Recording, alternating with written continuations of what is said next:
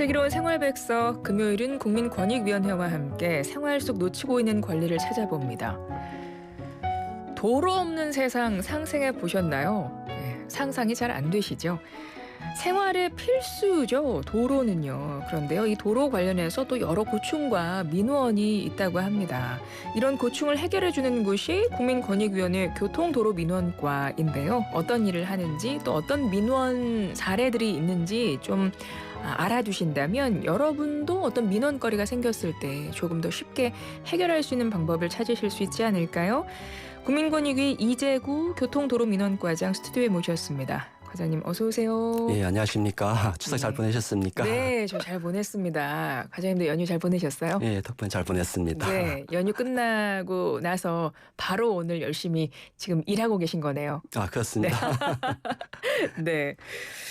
지난번에 자녀지 매수제도 소개해 주셨던 것 같아요. 예. 그렇죠. 오늘도 약간 비슷한 내용인 것 같은데요. 일단 복습이 좀 필요할 것 같습니다. 자녀지 매수제도 한 번 더 소개해 주세요. 예, 저번에 자녀지 매수 청구권을 설명드렸는데 자녀지 매수제도에 대해서 복습 차원에서 한번 설명드리고 케이스 한번 들어가겠습니다. 그 공익사업을 위한 토지 등의 취득 및 보상에 관한 법률, 즉 토지보상법에는 그 공익사업, 예를 들어서 뭐 길을 개설하기 위해 땅을 수용하거나 매수할 수 있는데 그 공익사업에 편입되지 않은 나머지 땅을 자녀지라고 합니다. 그런데 그 자녀지를 본래의 목적대로 사용하는 것이 매우 곤란한 경우가 좀 많습니다. 땅 주인 입장에서는 뭐 그냥 불필요한 그러나 어쩔 수 없이 소유한 땅이 되고 사용 가치가 전혀 없는데 세금은 부과되고 거래도 안 됩니다. 따라서 자녀지는 결국 공익이라는 이유로 땅 주인에게 희생을 강요하는 것이 돼서 자녀지를 공익사업 주체가 매수하도록 하는 제도가 바로 자녀지 매수제도입니다. 네, 그렇습니다. 그러니까 자녀지, 그러니까 어쩔 수 없이 불필요한 땅인 거죠. 그 땅 소유자한테는. 그렇죠. 그렇죠? 그러니까 불이익을 받는 건데 그 부분을 나라에서 그렇죠, 사들여서 그 부분을 좀 해소해 주는 건데요. 좀 구체적인 사례로 설명해 주시면 조금 더 이해하기 좋을 것 같아요. 예. 첫 번째 사진에서 보시는 것처럼 저희 보이는 라디오에 사진 띄워드릴게요, 여러분. 유튜브 채널 YTN 라디오 유튜브 채널로 오시면 지금 이 방송 보이는 라디오로 시청하실 수 있습니다. 우리 과장님이 설명하실 때 사진에 함께 봐주시면 좋겠어요. 설명 부탁드려요. 예. 그 위아래로 서로 맞닿은 민원이나 땅 두 필지 중에서 윗필지 땅은 수직으로 왼쪽 반절에 수용되고 아래 필지는 대부분 수용되었지만은 오른쪽 측면 가운데 부분이 수용되지 않은 삼각형 땅으로 남았습니다. 그런데 이 자녀지 삼각형 땅은 최대 폭이 5m여가지고 밑부분으로 내려갈수록 폭이 농기계 휴정 반경인 5m보다 좁아지기 때문에 농기계를 사용할 수 없는 땅이 되어 경작을 할 수 없는 땅입니다. 민원인에게는 사용할 수 없는 필요 없는 땅이지만 재산세를 계속 내야 하는 이상한 일이 벌어진 겁니다. 수용되기 전에 목적에 맞게 그 땅을 사용할 수 없게 된 겁니다. 더구나 이 땅 팔리지도 않습니다. 누가 사겠습니까? 그래서 그런데 세금은 또 꼬박꼬박 나옵니다. 상대 기관도 이런 것을 이해하고 협조해 주셔가지고 민원인은 삼각형 자녀지를 매수한 케이스입니다. 네, 지금 보이는 라디오 사진을 보시면 거기 표시가 되어 있습니다. 그러니까 뭐 도로를 만들거나 하기 위해서 나라에서 어떤 상을 이제 수용을 한 거죠. 근데 그리고 남은 거. 지금 저기 표시 보시면 조그맣게 삼각형 땅이 남았어요. 그러니까 그 땅 소유자한테는 그 뭐 쓰지도 못하고 근데 세금은 계속 내야 되고 이런 부분에 대해서 이 민원을 해결해 주셨다는 거잖아요. 이 자녀지를 그 매수함으로써 이제 그런 일들을 지금 하고 계신다는 거고요. 그리고 뭐 또 모텔 주차장으로 수용이 돼서 요거 뭐 민원도 있었다면서요? 이건 어떤 얘기인가요? 이거 상당히 좀 재미있는 케이스입니다. 근데 민원을 다루다 보면 참 다양한 케이스가 나오고 생각도 못합니다. 그렇죠. 두 번째 사진을 보시면은 이 모텔은 작업을 하시는 분들이 월세방 이른바 깔세로 많이 이용합니다. 작업을 하는 분들이다 보니까 차량을 이용하기 때문에 주차장이 생명입니다. 이 모텔에는. 그런데 길을 신설하다 보니까 주차장은 거의 90%가 수용돼서 길이 돼버렸습니다. 따라서 민원인 입장에서는 이 모텔을 운영할 수 없는 어려움이 발생한 겁니다. 차댈 데가 없잖아요, 고객들이. 그렇죠. 마침 민원인 앞 땅이 또 국유지인데 특별히 이용 계획이 없습니다. 그래가지고 거기서 해계도 실마리를 잡은 겁니다. 공익을 위해 민원인의 모텔 주차장을 거의 수용했기 때문에 마찬가지로 민원인을 위해서 국가가 뭔가를 내줘야 민원인의 모텔이 운영되지 않습니까? 기브 앤 테이크입니다. 네. 모텔 앞에 필요가 없는 국유지를 민원인에게 공개의 경쟁 입찰이 아닌 1대1 계약 즉 수호 계약을 체결해서 매도하도록 해가지고 모텔에 수용된 주차장을 대신하여 활용하도록 하는 것이 타당하다고 보았습니다. 상대 기관도 이러한 점을 이해해가지고 민원 처리 협조를 해주셔가지고 민원이 참 잘 처리됐습니다. 네. 과장님이 하신 말씀 중에 귀에 확 꽂히는 게 있네요. 기브 앤 테이크입니다.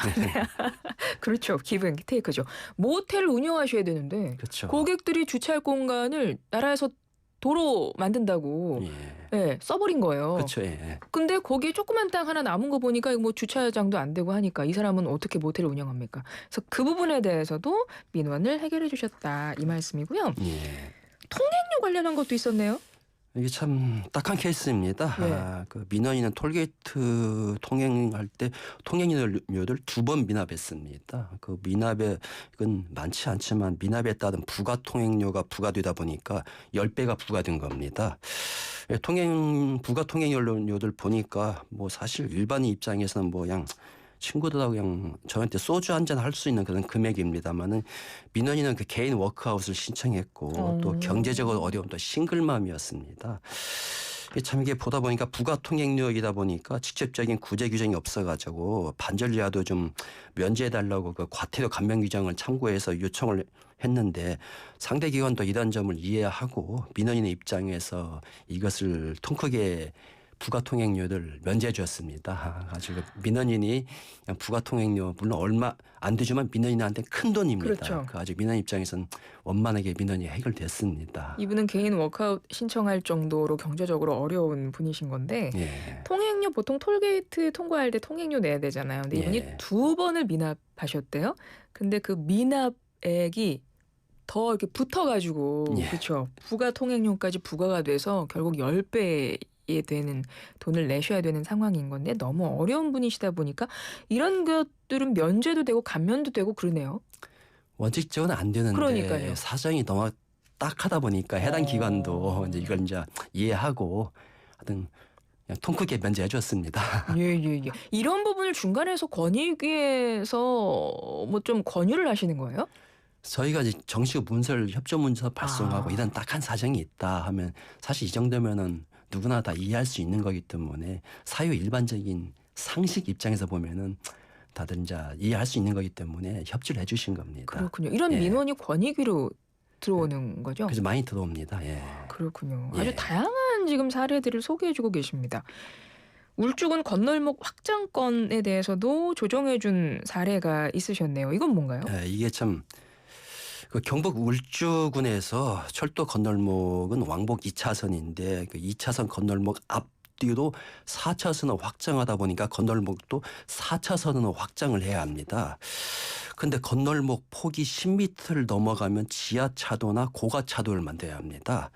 그런데 고가차도를 만들자니 직전에 아파트 출입구가 고가차도 밑으로 들어가고 지하차도를 만들자니 주변의 개천이 장마천에 범람할 가능성이 큽니다. 더구나 울주군에서는 그 고가도로 지하차도를 설치 시에는 많은 비용이 소요됩니다. 더구나 이 울주군에서는 그 이 길 아니면은 옆에 도시도 통행할 수 없는 그런 상황입니다. 네네. 가지고 계속 2차선을 유지했다가는 교통 체증이 뻔해 보였습니다. 다행히 관련 법규에 이런 경우에는 협의할 수 있는 근거 규정이 있습니다. 따라서 철도공단 등과 협조해가지고 협의하니까 그 자동 차단기 스마트 건널목을 설치하고 경비원을 배치해가지고 안전을 확보해서 건널목을 왕복 4차선으로 확장하는 조정을 해놨습니다.